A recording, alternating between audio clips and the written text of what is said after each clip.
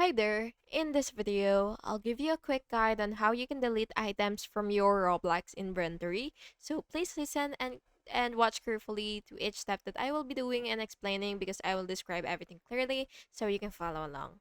So the first thing that you will do after logging into your account is you will go to your profile icon and then just wait for it to load, and then you will scroll down until you see your inventory.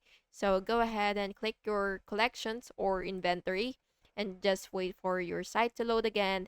And once you're here, you will just have to choose the category of the item that you would want to delete. So for example, I would want to delete an audio, so just go ahead and click your audio, and then you will just have to click the item or whatever it is that you would want to delete. So just wait for it to load. So for example, I would want to delete a badge, or maybe let's say, yeah, this. So what you will have to do is basically just right click it, and then just what you will have to do next is you will click this three dots icon, and then you will simply just click delete from inventory, and then you will just have to click yes after that. So yeah, that's just it.